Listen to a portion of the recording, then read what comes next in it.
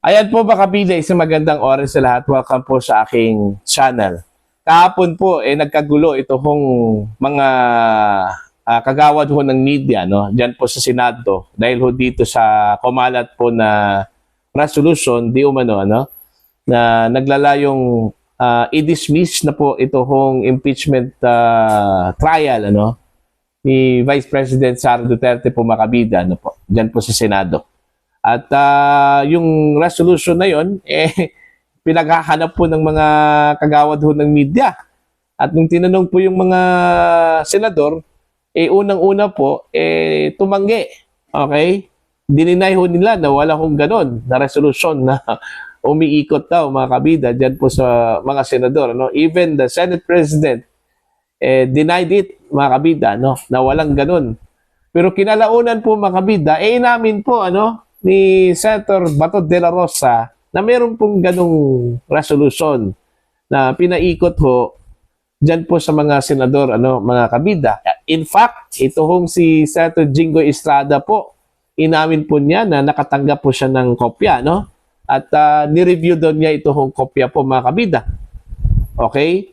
Now, ito hong si Senator Bato, mismo siya nagsabi na nanggaling po sa kanya ito hong resolution. Okay, ito basahin ko lang po ang balita mula sa GMA News Online, mga kabida. No? Ang sabi po dito, Bato admits initiating Senate reso to dismiss the VP Sara impeachment case.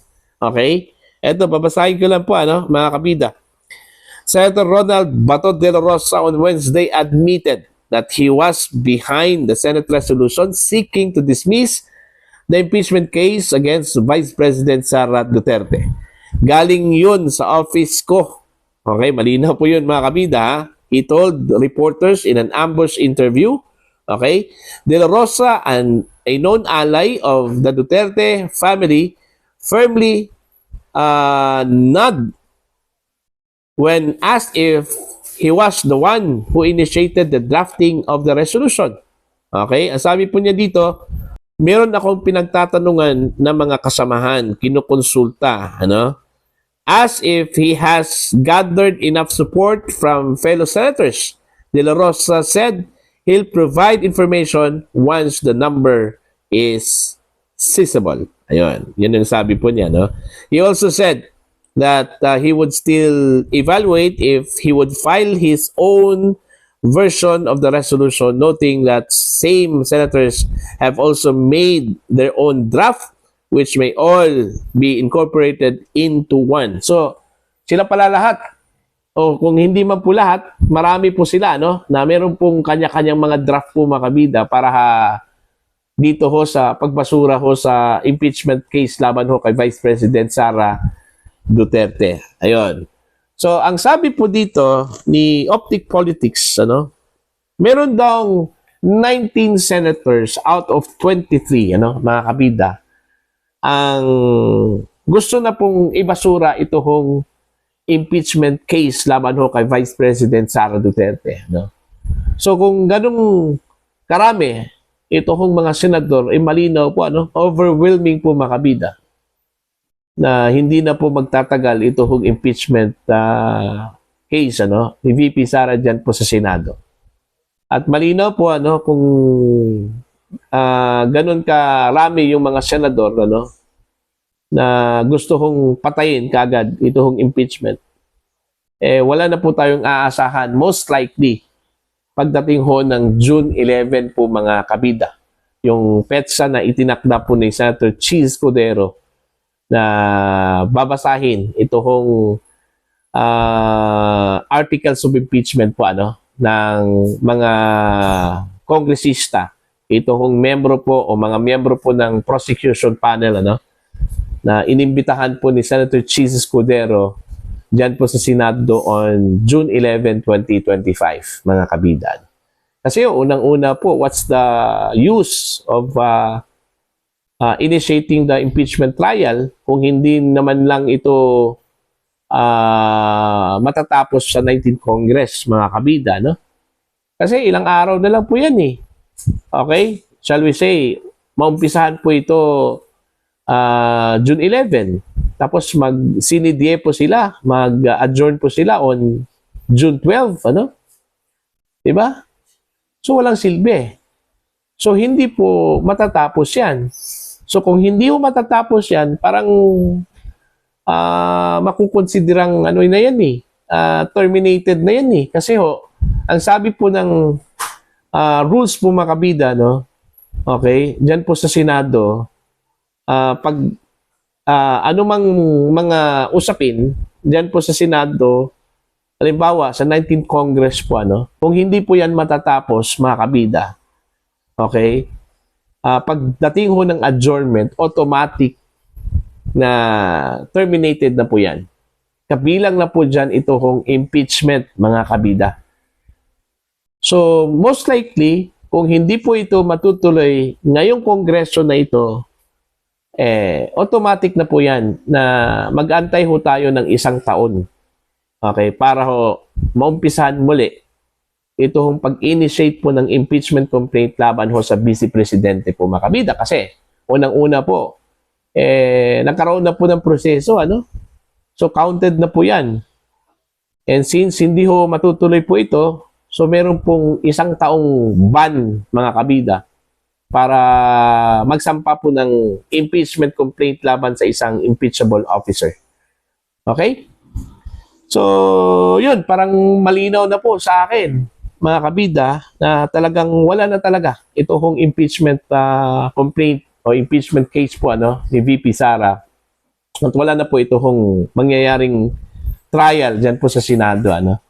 Habang nalalapit yung araw sa kanila hong adjournment, parang tumitindi yung linaw po sa sikat pa ng araw, ano, yung sitwasyon po ng impeachment trial po ni VP Sara, no, diyan po sa Senado mga kabida. Kaya nga tigil-tigilan na po ano ng mga advocates po ng impeachment versus VP Sara yung kanila pong kahibangan mga kabida. Wala na pong mangyayaring impeachment trial diyan po sa Senado, ano. Okay? At hindi lang po 1, 2, 3 mga kongresista nagsasabi niyan, ano? Dami Dami na po. Okay? Ang dami na po na malabo na po itong impeachment po, ano. Kahit na itong mga legal experts po, ano, sila po mismo nagsasabi na malabo ang impeachment trial, ano, ni VP Sara. Aside from yung kalaban po ng mga senador, ito hong time, oras po, panahon, kalaban po ng mga advocates po ng impeachment versus VP Sara, yung numbers po ng mga senador. Kasi wala ho sa panig nila yung numbers eh. Nasa panig ho ni Vice President Sara Duterte po mga kabida. No? Yun yung malinaw po. Yun palang sinabi ni Senator-elect Marcoleta po mga kabida na para bang meron na po siyang assurance, itaga nyo sa bato. Okay? Parang ganun eh. You know? Wala hong mangyayaring impeachment at talo na po ito hong impeachment po ni VP Sara mga kabida. Hindi ho matatanggal, maalis sa pwesto ito hong si Vice President Sara Duterte. Yun, sabi po ni Senator-elect Rodante Marcoleta, no? Sa kanya hong speech doon po sa The Hague, Netherlands, mga kabida. Okay? So, kalimutan na po natin yan. Huwag na po nating i-google yung panahon po natin dyan sa impeachment na yan kasi wala na po eh. Walang panahon na po ang Senado po mga kabida para dyan sa impeachment po laban kay VP Sara. No? Ang pagtuunan na lang po natin ng pansin mga kabida kung paano maihaon, okay, ng gobyerno ang ating mga kababayan dito ho sa problema ho natin sa utang mga kabida. Kasi parang lugmok na ho tayo sa utang eh. In fact, based ho doon sa calculation po mga kabida, nasa 16.75 trillion pesos na po ano, yung utang po ng Pilipinas as of today. Okay, as I speak, mga kabida, no? Nasa 16 trillion na po.